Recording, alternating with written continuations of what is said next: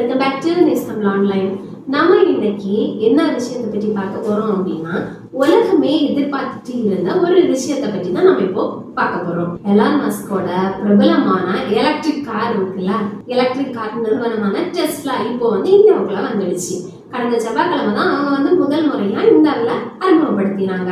இதை பற்றி தான் நம்ம இந்த வீடியோ ஃபுல்லாவும் பார்க்க போறோம், டீட்டெயில்டா பார்க்க போறோம். வாங்க வீடியோக்குள்ள போகலாம். டெஸ்லா தன்னோட முதல் ஷோரூமை எங்க ஓபன் பண்ணியிருக்காங்க அப்படின்னா, மும்பைல ஓபன் பண்ணியிருக்காங்க.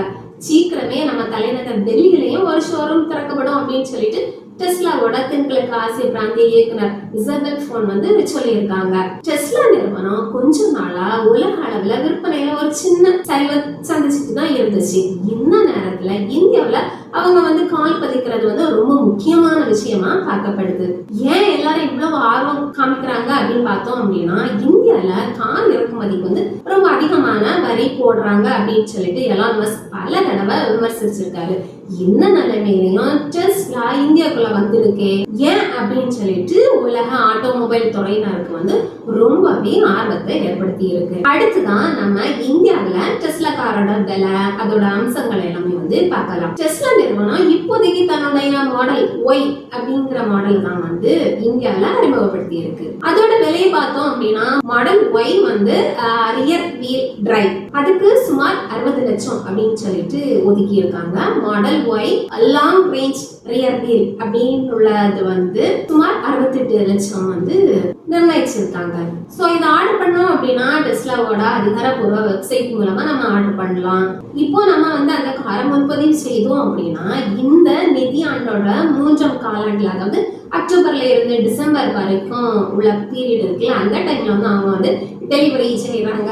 அப்போ அவங்க காரை டெலிவரி பண்ணுவாங்க அப்படின்னு சொல்லிட்டு எதிர்பார்க்கப்படுது. முக்கியமான சிறப்பம்சமா நாம இப்போ பார்க்கலாம். டெஸ்லாவோட ஸ்பெஷல் அம்சம் எல்லாருக்குமே தெரியும். என்னது அப்படின்னா, அதோட தானியங்கி அந்த ஃபுல் செல்ஃப் டிரைவிங் வசதி தான். இந்த வசதி கொண்ட காரை வாங்கணும் அப்படின்னா கூடுதலா நம்ம 6 லட்சம் செலுத்தணும் அப்படின்னு சொல்லிட்டு அவங்க சொல்றாங்க. எதிர்காலத்துல இந்த கார்களுக்கு எல்லாமே வர அப்டேட் மூலமா மனிதரோட தலையீடே இல்லாம இந்த கார் ஓடும்ங்கிற நிலைக்கு வரும் அப்படின்னு சொல்லிட்டு டெஸ்லா உறுதி அளிச்சிருக்காங்க. அதாவது ஹியூமன்ஸ் டிரைவ் பண்ணவே வேண்டாம், அதுவே ஃபுல்லி ஆட்டோமேட்டடா ஓடும் அப்படின்னு சொல்லிட்டு ப்ராமிஸ் பண்ணியிருக்காங்க. பாப்போம் எப்படி வருதுன்னு.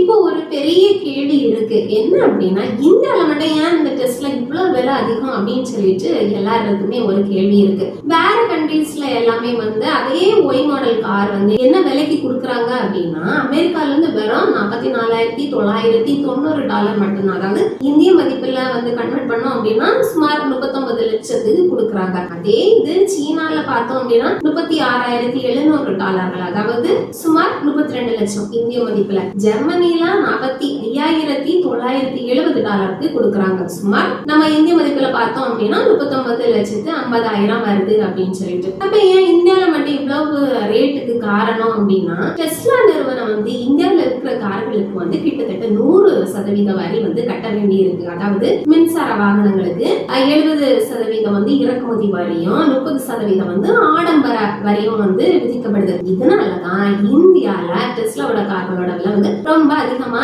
இருக்கு. ஓகே, இந்திய சந்தையில டெஸ்லாவோட இலக்கு எப்படி இருக்கும் அப்படின்னு சொல்லிட்டு பார்த்தோம் அப்படின்னா, இந்தியால இருக்கிற சின்ன மற்றும் பிரீமியம் எலக்ட்ரிக் கார் செக்மெண்டல் தான் டெஸ்லா குறி வைக்குது. இது இந்தியாவே மொத்தம் ஆட்டோமொபைல் சந்தையில வெறும் 4% மட்டும்தான். ஓகே, அப்போ யாரோட இவங்க போட்டி போடுவாங்க அப்படின்னு பார்த்தோம் அப்படின்னா, டாடா மோட்டார்ஸ், மஹேந்திரா மாதிரி இந்தியா மின்சார கார் கம்பெனிகளோட டெஸ்லாவுக்கு போட்டி இருக்காது அப்படின்னு சொல்லிட்டு நிபுணர்கள் சொல்றாங்க. ஏன்னா அவங்க எல்லாருமே காரோட விலையை ரொம்ப கம்மி. ஆனா அவங்க எல்லாருமே அவங்களோட கார் விலை ரொம்ப கம்மியா தான் விற்கிறாங்க. ஆனா BMW, மெர்சிடஸ் பென்ஸ் மாதிரியான சொகுசு கார் கம்பெனிகளோட தான் டெஸ்லாவுக்கு ரியல் போட்டி இருக்கும் அப்படின்னு சொல்லிட்டு சொல்றாங்க. ஆனா உலக அளவுல டெஸ்லாவுக்கு இப்போ அதிகமான கார் உற்பத்தி திறன் இருக்கு. அதே சமயத்துல விற்பனை வந்து கொஞ்சம் குறைஞ்சிருக்கு அப்படின்னு தான் சொல்லலாம். அதனால இங்க அதிக வரி இருந்தாலுமே இறக்குமதி செய்யப்பட்ட கார்களை வந்து இந்தியாவில விற்கிற இந்த யுக்தியை வந்து டெஸ்லா கடைபிடிச்சிருக்கு அப்படின்னு சொல்லிட்டு சொல்றாங்க. இந்தியால நிறைய சேல்ஸ் நடந்துச்சு அப்படின்னா அவங்களுக்கு லாபம் தானே, அதனால அவங்க அதை ட்ரை பண்றாங்க அப்படின்னு சொல்றாங்க. இப்போ நம்ம டெஸ்லாவோட அசாதாரண பயணத்தை வந்து நம்ம பார்க்கலாம். அதாவது அவங்க எப்படி தொடங்கினாங்க, எப்படி இந்த லெவலுக்கு வந்து வந்திருக்காங்கிறத வந்து நம்ம பார்க்கலாம். டெஸ்லா நிறுவனம் வந்து இப்போ இந்த அளவுக்கு உச்சத்துக்கு வந்தது வந்து ஒரு பெரிய சவால் நிறைஞ்ச பயணமா இருக்கும். 2018ல டெஸ்லா தன்னோட மாடல் 3 காரை வந்து உற்பத்தி செய்யறாங்க. அந்த உற்பத்தியை வந்து விரிவாக்க முயற்சி பண்ணும்போது பெரிய பிரச்சனைகளை வந்து அவங்க சந்திச்சாங்க.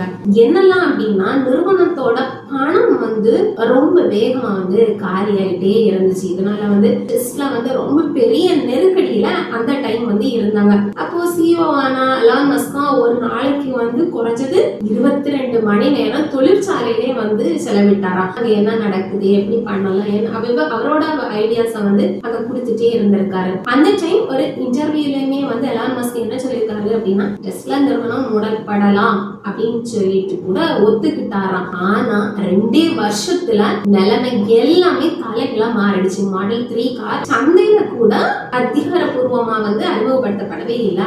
ஆனா நிறுவனத்தோட பங்குகள் எல்லாமே வந்து வியக்கத்தக்கக்கூடிய வகையில வந்து 50% மேல உயர்ந்திருக்கு. 2020ல டெஸ்லா தொடர்ந்து 4 காலாண்டுக்கு வந்து லாபம் ஈட்டிட்டே இருந்திருக்கு. கொரோனா காலத்துல கூட செமிகண்டக்டர் பற்றாக்குறையினால வேற உலக கார் கம்பெனிகள் எல்லாமே திணறிட்டு இருந்த நேரம் கூட டெஸ்லா நல்ல லாபம் பார்த்துட்டே இருந்தாங்க. அதுக்கப்புறம் 2021ல டெஸ்லா நிறுவனத்தோட சந்தை மதிப்பு வந்து $1.2 ட்ரில்லியன் வந்து எட்டுச்சு.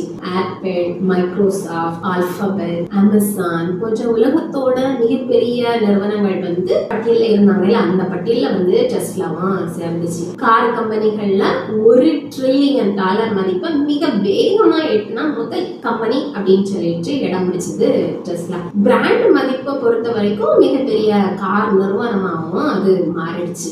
உற்பத்தியை பொறுத்த வரைக்கும் டொயோட்டா, வோல்க்ஸ்வாகன், ஃபோர்டு, ஹோண்டா மாதிரி கம்பெனிகளை விட டெஸ்லா ரொம்பவே பின்னாடி தான் இருந்துச்சு.